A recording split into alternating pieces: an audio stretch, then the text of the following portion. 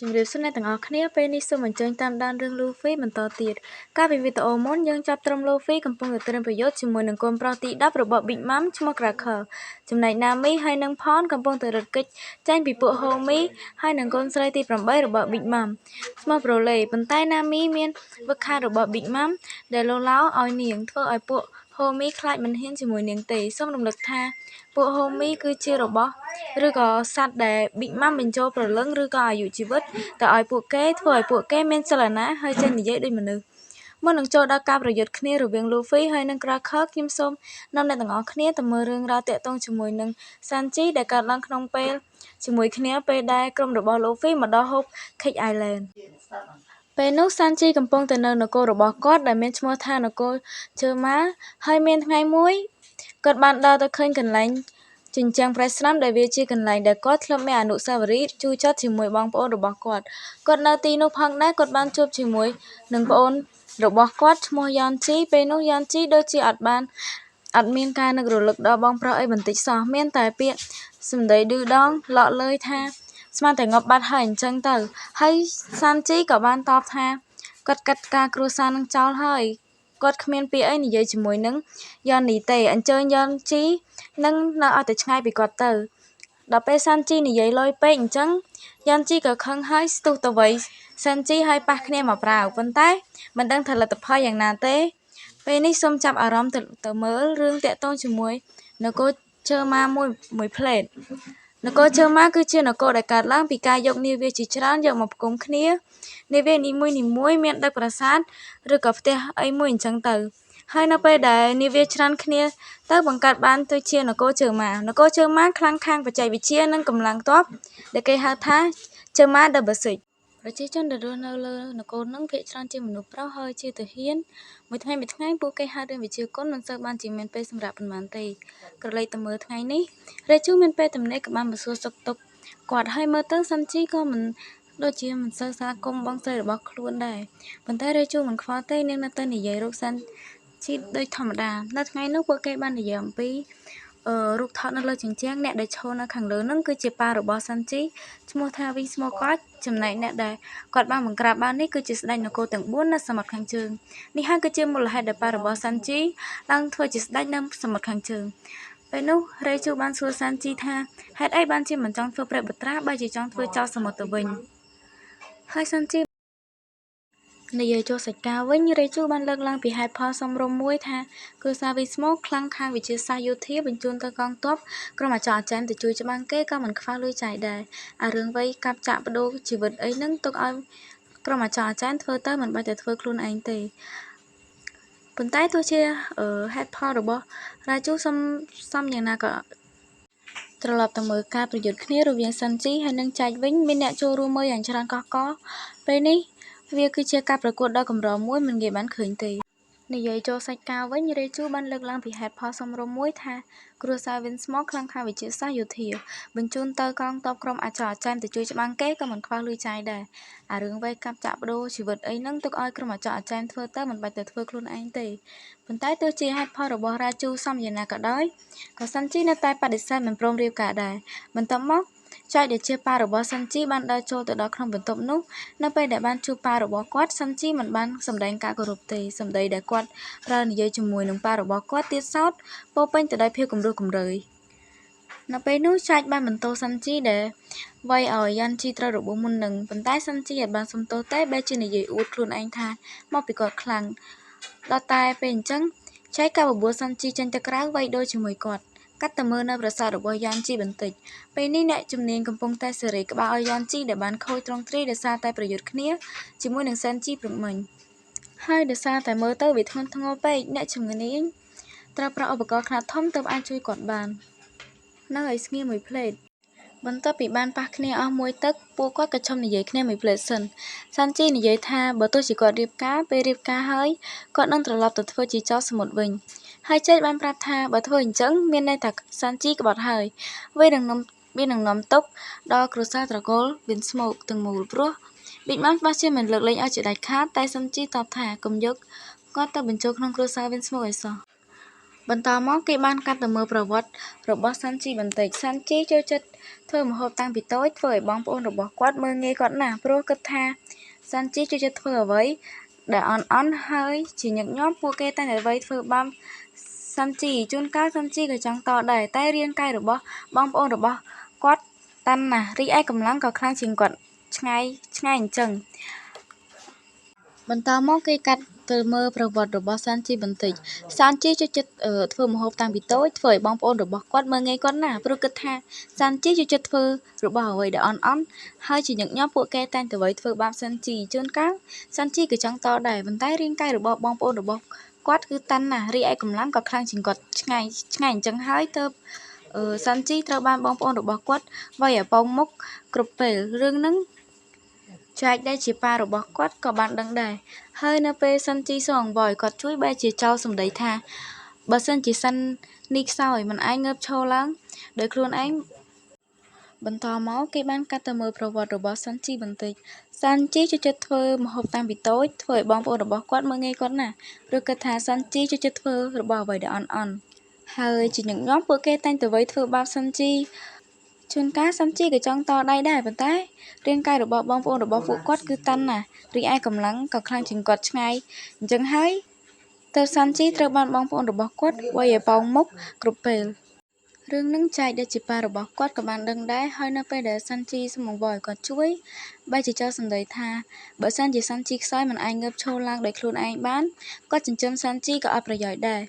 គាត់និយាយទៀតថាសាន់ជីនឹងធ្វើឲ្យត្រកូលវិនស្មូតរបស់គាត់អាប់អោនកិត្តិយសរបស់គាត់ខ្លាំងណាស់ពេលដែលឮប៉ាគាត់និយាយអញ្ចឹងសាន់ជីតូចចិត្តយ៉ាងខ្លាំងចំណែកបងរបស់សាន់ជីក៏បានចាប់សាន់ជីវាយបន្តទៀតសូមបញ្ជាក់ផងដែរថាបងប្អូនសាន់ជីទាំង4នាក់ហ្នឹងគឺជាកូនភ្លោះប៉ុន្តែសាន់ជីខ្សោយជាងគេពេលនេះយើងត្រឡប់មកបច្ចុប្បន្នវិញមកមើលការប្រកួតរវាងសាន់ជីហើយនិងចែកបន្តទៀតចាប់ផ្ដើមឡើងចែកបានប្រើលំពេងសម្រុកទៅវាយសាន់ជីមួយកំហឹងហើយសាន់ជីបានលើកជើងទប់ជាប់ពិតមែនថាពេលហ្នឹងសាន់ជីបានប្រើណាមីហាឃីប៉ុន្តែរេជូមើលដឹងថាសាន់ជីក៏ត្រូវរបួសខ្លះដែរបន្ទាប់មកចែកបានបោះដាវមួយទៅឲ្យសាន់ជីប្រើដោយសារតែគាត់មិនដឹងថាសាន់ជីមិនខ្ចីប្រើដៃវៃគ្នាទេគាត់បានទឹកដាវនោះចេញហើយនិយាយយ៉ាងឆ្លើយដាក់ប៉ារបស់គាត់ថាចាំទុកនៅក្នុងគ្រួទៅដៃរបស់គាត់សម្រាប់ទៅធ្វើម្ហូបឲ្យអ្នកដែលគាត់ស្រឡាញ់ញ៉ាំតែប៉ុណ្ណោះអត់មានមកត្រូវកាន់អាវុធកាប់ចាក់គ្នាទេសម្ដីរបស់សាន់ជីបានធ្វើឲ្យប៉ារបស់គាត់ខឹងទប់ចិត្តមិនបានក៏ដាក់ស៊ុបពើមួយប្រដៅកូនប្រហើនអត់ស្គាល់ចាស់ទុំនឹងចេញម្ដងក្រោយពេលត្រង់មួយជើងភ្លើងរបស់ចែកហើយសាន់ជីនៅតែអត់រៀងហើយអាចងើបមកប្រយុទ្ធបន្តទៀតហើយស៊ុបភើដែលសាន់ជីត្រៀមនៅពេលហ្នឹងគឺអាចចាត់ការចែកបានហើយដល់ពេលមើលទៅដូចជាមិនសូវស្រួលចែកក៏ហៅកូនទាហានរបស់គាត់3នាក់មកធ្វើជាខែលការពារដើម្បីកុំឲ្យសាន់ជីដាច់ចិត្តទាត់បន្ទាប់មកគាត់ក៏ប្រើលំពែងបុកទម្លុះខ្លួនទាហានម្នាក់ដើម្បីវាយប្រហារសាន់ជីបាននេះចង់បង្ហាញថាកូនទាហានរបស់ក្រុមជើម៉ា Double Six សុទ្ធតែជាទាហានស្ម័គ្រស្លាប់ចំណែកចែកដែលជាប៉ារបស់សាន់ជីក៏ជាមនុស្សគ្មានធម៌មេត្តាដែរស្រាប់មកការប្រកួតលើកហ្នឹងគឺសាន់ជីជាអ្នកចាញ់តាំងពីដើមមកយើងដឹងថាបេជីគឺជាមនុស្សឃូខើអត់គុណធម៌ប៉ុន្តែគាត់ស្រឡាញ់គ្រួសាររបស់គាត់ខ្លាំងណាស់គ្រាន់តែមើលមុខកូនរបស់គាត់ក៏ដឹងដែរដោយគាត់បែបបិទជាពិសេសគឺកន្លែងពុកមាត់នឹងហ្មងត្រឡប់មកសាច់ការវិញការដែលបេគីនាំFaker មកកាន់មាត់ជ្រោះនេះគឺដើម្បីឲ្យប្រកាសថាការប្រហារជីវិតរបស់គាត់លើកនេះគឺបានសម្រេច 100% អត់ដូចលើកមុនទៀតទេមុននឹងស្លាប់មុននឹងសម្រាប់ Faker បានប្រាប់Faker ថាការដែល Faker មានចិត្តទន់គឺវានាំទុកដល់គាត់អញ្ចឹងហើយគ្រាន់តែនិយាយចប់ភ្លាម Beji បានកេះកាយបាញ់ Faker ទម្លាក់ចុះជ្រោះចូលទៅក្នុងទឹកដែលមានសត្វត្រីឆ្លាមបន្ទាប់មករេជូបានជួយទៅបិទព្យាបាលរបួសឲ្យសាន់ជីនាងបានសរសើរសាន់ជីដែលខ្លាំងជាងមុនឆ្ងាយមិនដូចសាន់ជីកាលពីនៅក្មេងទេហើយចែកក៏នៅទីនោះផងដែរដើម្បីនិយាយគ្នាជាមួយនឹងសាន់ជីបន្ថែមទៀតគាត់ថាការរៀបការនឹងគឺ Big Mom ជាអ្នកទាមទារគាត់មិនចង់ឲ្យកូនគាត់ទៅរៀបការជាមួយនឹងរាសាមញ្ញអន់អញ្ចឹងទេពេលស្ដាប់ដំបូងសាន់ជីគិតថាប៉ាគាត់ក៏ចេះគិតគូរពីគាត់ខ្លះដែរតែប៉ារបស់គាត់បាននិយាយបន្តទៀតថាក្រោយមកគាត់ទើបតែនឹកឃើញថាសល់កូនប្រុសម្នាក់ទៀតដែលអន់ខ្លាំងណាស់ស័ក្តិសមនឹងរៀបការជាមួយនឹងម្នាក់អន់ដូចគ្នាម្នាក់នឹងគាត់ចង់សម្ដៅទៅលើសាន់ជីនឹងឯងបន្ទាប់មករេជូបានលួចបំពាក់កងដៃពីរនៅលើដៃរបស់សាន់ជីកងដៃនឹងវាធ្វើការដោយកន្លៅកដែលស្លេសណាសាគីន ដាក់នៅលើកទេសកលមានន័យថាបើសិនជាសាន់ជីហ៊ានតែរត់កង់ដៃនឹងផ្ទុះកំទេចដៃគាត់ទាំងសងខាងកង់ដៃទាំងពីរនោះគឺប៊ីកម៉ាំជាអ្នកឲ្យមកទេអញ្ចឹងហើយកូនសើគឺនៅប៊ីកម៉ាំហេតុការណ៍មួយទៀតដែលកើតឡើងក្នុងពេលជាមួយគ្នាគឺតាក់ទងជាមួយនឹងផេឃីមពេលនេះផេឃីមត្រូវបានបេជីចាប់ជាប់ដើម្បីបាញ់គាត់ទម្លាក់ទឹកនៅទីនោះផងដែរគេបានណែនាំឲ្យយើងស្គាល់ថាប្រពន្ធរបស់បេជីឈ្មោះថាឈូហ្វុងដែលជាកូនស្រីទី22របស់ប៊ីកម៉ាំហើយត្រូវជាបងស្រីរបស់ឡូឡាមានន័យថាបេជីនឹងក៏ជាកូនប្រសាររបស់ប៊ីកម៉ាំផងបន្តមកបានកាត់ទៅមើលប៊ីកម៉ាំមួយផ្លេតដែលពេលនេះគាត់បានហៅស៊ីសាមកជួបដើម្បីសួរនាំពីព័ត៌មានតាក់ទងជាមួយនឹងគម្រោងដែលគាត់បានវិនិយោគប៊ីកម៉ាំធ្លាប់ឲ្យលុយទៅស៊ីសាជាច្រើនដើម្បីបង្កើតថ្នាំដែលអាចធ្វើឲ្យមនុស្សក្លាយទៅជាយក្សបានហើយស៊ីសាក៏ធ្លាប់បានសាកល្បងទៅលើក្មេងៗផងដែរតែបរាជ័យគាត់ដឹងថាតាំងពីដើមមកគ្មានអ្នកណាអាចធ្វើគម្រោងនឹងបានសម្រេចទេអញ្ចឹងឆ្លៀតពេលដែលគាត់មានដូលេមីងហ្គោជាខ្នងបង្អែកគាត់បានយកលុយរបស់ប៊ីកម៉ាំទៅចាយវាយខ្ជិលៗជាមួយនឹងស្រីស្រាពេលឥឡូវប៊ីកម៉ាំសួរថាការងារដល់ណាហើយគាត់បានកុហកប៊ីកម៉ាំថាតាមពិតទៅគាត់ធ្វើការងារនឹងជិតបានសម្រេចហើយចង្រៃអីលូហ្វីហើយនឹងឡបបាននាំគ្នាទៅបំផ្លាញឡាបូគាត់ចោលអស់ហើយគាត់ត្រូវការដោយការពីមុនទៅគាត់អាចធ្វើការងារបន្តបាន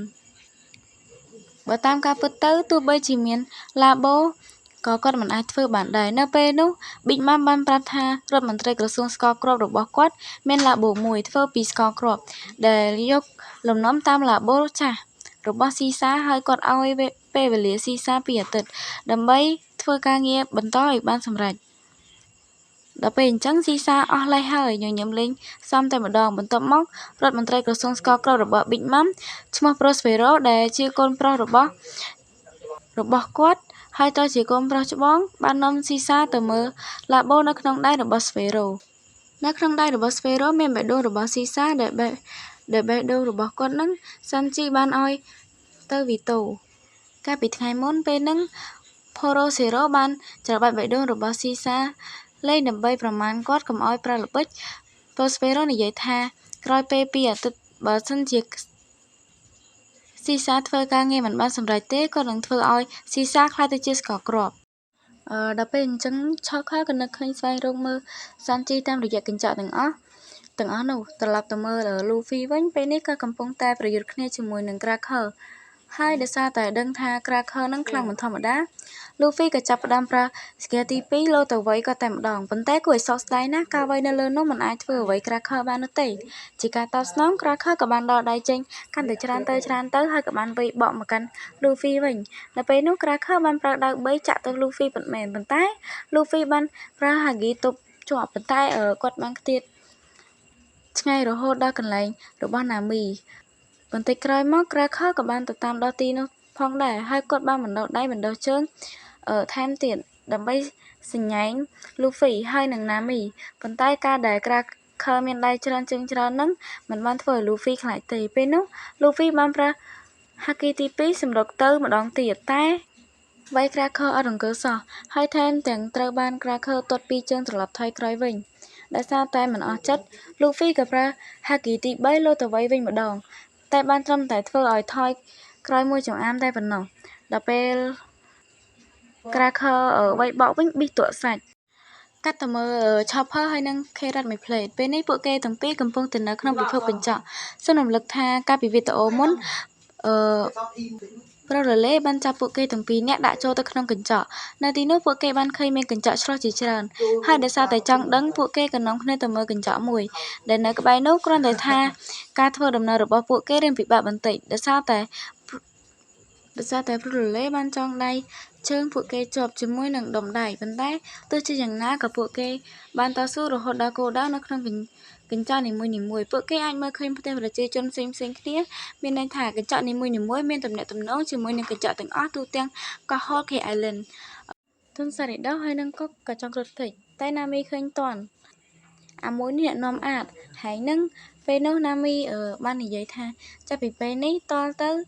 ពួកហូមីនៅនឹងទាំងអស់ត្រូវតែស្ដាប់តាមបញ្ជារបស់នាងអ្វីដែលនាងចង់ឲ្យពួកហូមីទាំងនោះធ្វើគឺទៅជួយលូហ្វីតាមទៅមើលលូហ្វីវិញគាត់បានព្យាយាមស្ទើរតែគ្រប់ក្បាច់ហើយតែនៅតែធ្វើ អ្វីក្រាខើអត់ទាន់បានទេ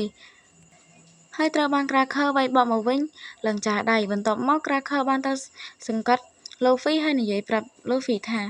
បើស្រឡាញ់សាន់ជីមែនឲ្យសាន់ជីទៅ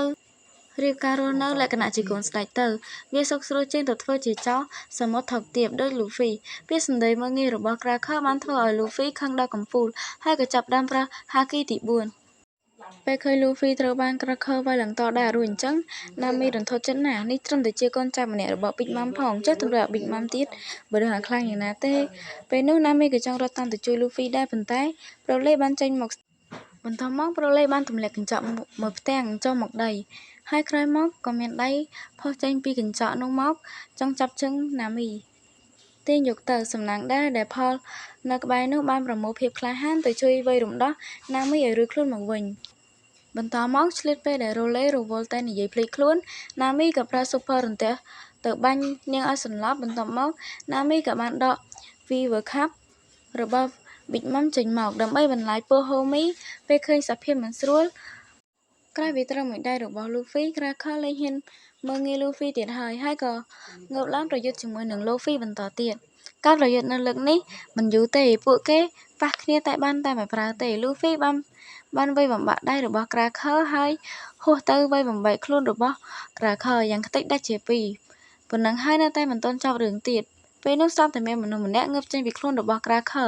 ហើយដកដាវកាប់ដៃរបស់លូហ្វីតាមពិតម្នាក់នោះគឺជាក្រាខើពិតប្រាកដចំណែកឯក្រាខើដែលលូហ្វីវាយខ្ទេចនឹងគ្រាន់តែជាសម្បកតែប៉ុណ្ណោះសមត្ថភាព Devil Fruit របស់ក្រាខើគឺគាត់អាចទះដៃបង្កើតនំប៊ីស្គវីតបានយ៉ាងច្រើនប៉ុន្តែនំប៊ីស្គវីតនឹងមិនអាចយកមកញ៉ាំបានទេគាត់យកទៅបង្កើតជាសម្បករបស់គាត់បានយ៉ាងច្រើនអត់ដែនកំណត់បើគិតទៅសម្បកក្រាខើ